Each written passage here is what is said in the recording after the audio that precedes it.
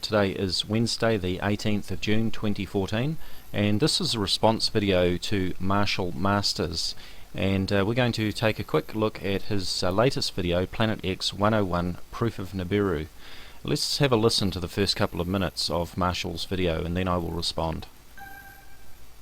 The question I'm hearing more often these days from radio hosts like George Noory of Coast to Coast AM is, Marshall, can you show us proof of Nibiru?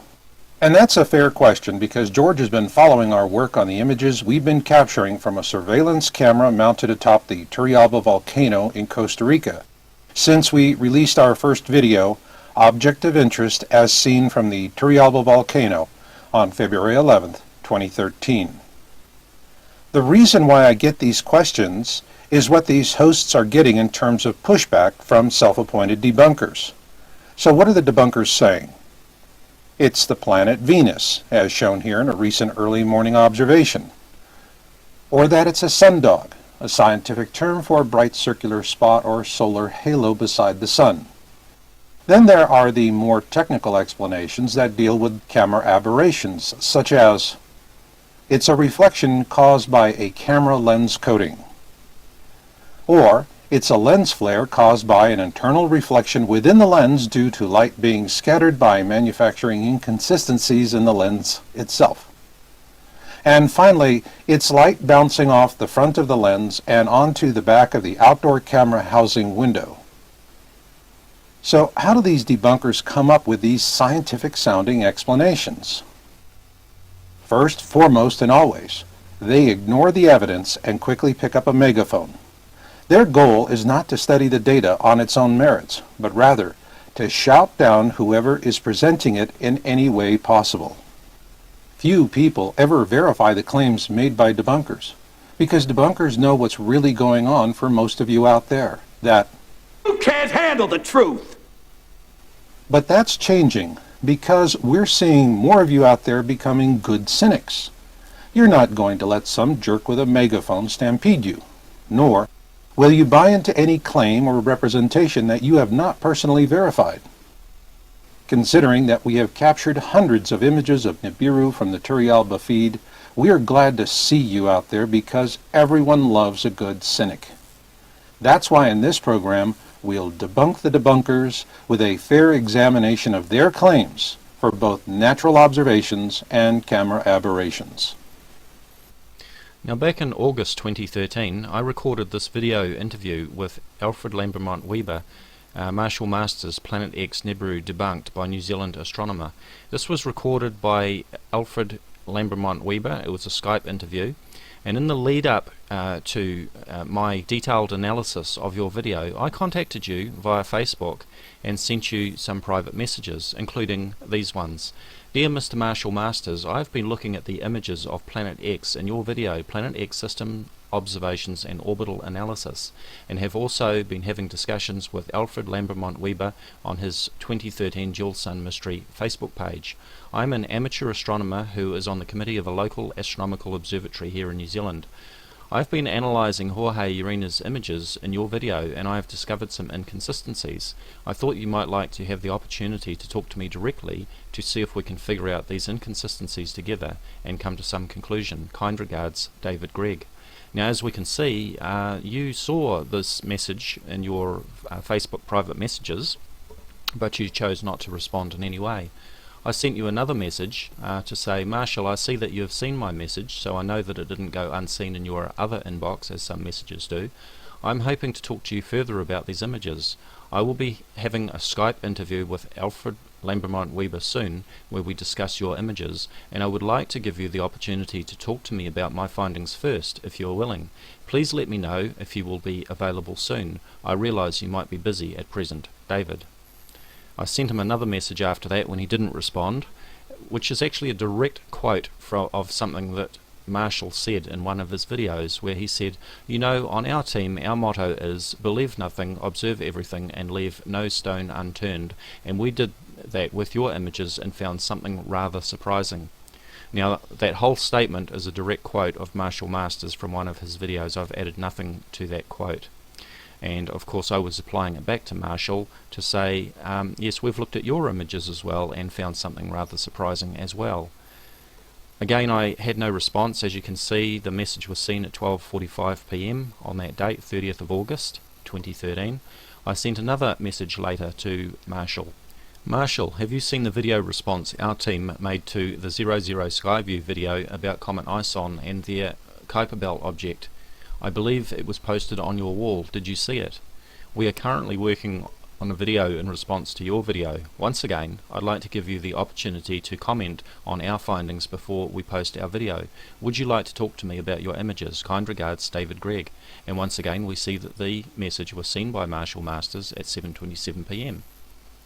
Later I sent another message. This was after my video interview with Alfred Lambremont Webre, this video here, which you can check out. I'll post a link in the description area of this video.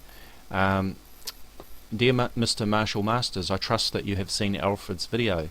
Unfortunately, the resolution of the video is very poor and the images are not very clear. However, I will be uploading an HD summary of my findings.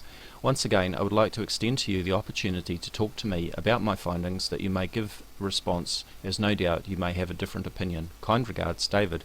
And yet again, we see that the message was seen, but I received no response whatsoever. And I sent this message to Marshall sometime later. Marshall, I can see that you have seen my messages. The fact that you have not replied in any way speaks volumes. Your silence is deafening. I would have liked to have discussed my findings with you, but it seems that you are not able to refute anything I have said, not directly to me at least. Do you not realize that you have debunked your own claims with one of your own images in your video? The image where you show the photo taken at 1829 next to the screenshot from Starry Night Pro shows that the orbs of light are too close to the Sun to be Venus and Jupiter. The angular separation between Venus and Jupiter at that time was approximately 1.25 degrees, and the angular separation between Venus and the Sun was about 15.75 degrees. In this image, we can see that the Sun is much too close to what you call Venus and Jupiter. How do you explain this? I would like to hear your explanation. Now here is the image from one of Marshall Masters' videos that I was analysing, and we can see that Marshall has overlaid this photograph that was taken from an aircraft at 37,000 feet by Jorge Urena. Marshall has overlaid it over Starry Night, where he's showing the position of Jupiter, Venus and Mercury and the Sun. But the problem is, of course, is that this image actually contradicts his claims, because as we can clearly see in this comparison, the side-by-side comparison, in this image the Sun is much closer to what Marshall is labelling as Jupiter and Venus. They are in fact lens flares, or reflections of the Sun, to what we see here in Starry Night, where the Sun is further away. We've got the Sun down here. If this was a match, then this Sun here should be down here, not up here. Now this is caused by the fact that this was filmed through the window of an aircraft, and as we all know, aircraft windows are at least double, I think triple layer, and this is exactly what we're seeing. We're seeing a reflection of the bright Sun in the double or triple layer window. This is not Jupiter and Venus, it's actually a reflection of the Sun. So, I sent these messages to Marshall requesting his response, and I didn't even receive a single acknowledgement. Once again, we can see that my message was seen. He has seen all of my messages, and I haven't had a single response from Marshall Masters, not even a kiss my butt from Marshall Masters.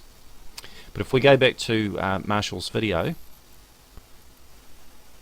So how do these debunkers come up with these scientific sounding explanations? First, foremost and always, they ignore the evidence and quickly pick up a megaphone.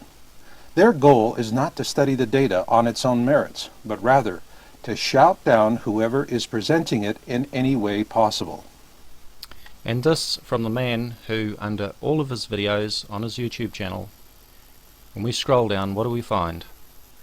Comments are disabled for this video. There is no dialogue with Marshall Masters. There is no comeback on anything that he says. He will say what he likes in a video and nobody can challenge him, because he does not allow discussion. He has refused to respond to me in any way. He has refused to answer my messages or to even acknowledge them. And he has been invited to speak, to respond to me on the radio show by Michael Vara, Late Night in the Midlands, and also by Alfred Lambremont Webre's shows. However, Marshall Masters refuses to respond to me in any way. His silence is deafening. Marshall Masters, I'm calling you out. I'm calling you to respond to me one-to-one in a radio show that can be hosted by somebody like Michael Vara or Alfred Lambremont Webre or Coast to Coast or somebody else. As long as it's a fair forum where people are allowed to speak, I undertake to be respectful and polite and not to talk over you, to hear you out and to respond. I will have questions for you, and I expect you to respond to my questions as well. It's time to end the silence, Marshall. It's time for you to step up and respond. This is Dazza the cameraman. Today is Wednesday the 18th of June 2014, and I look forward to a response from Marshall Masters. Thank you for watching. Hello YouTube, this is Dazza the cameraman. Today is Wednesday the 18th of June 2014, and this is a response video to Marshall Masters, and we're going to take a quick look at his latest video, Planet X 101 Proof of Nibiru. Let's have a listen to the first couple of minutes of Marshall's video and then I will respond. The question I'm hearing more often these days from radio hosts like George Noory of Coast to Coast AM is, Marshall, can you show us proof of Nibiru? And that's a fair question because George has been following our work on the images we've been capturing from a surveillance camera mounted atop the Turrialba volcano in Costa Rica since we released our first video, Object of Interest as Seen from the Turrialba volcano, on February 11th, 2013. The reason why I get these questions is what these hosts are getting in terms of pushback from self-appointed debunkers. So what are the debunkers saying? It's the planet Venus, as shown here in a recent early morning observation. Or that it's a sundog, a scientific term for a bright circular spot or solar halo beside the sun. Then there are the more technical explanations that deal with camera aberrations, such as, it's a reflection caused by a camera lens coating. Or, it's a lens flare caused by an internal reflection within the lens due to light being scattered by manufacturing inconsistencies in the lens itself. And finally,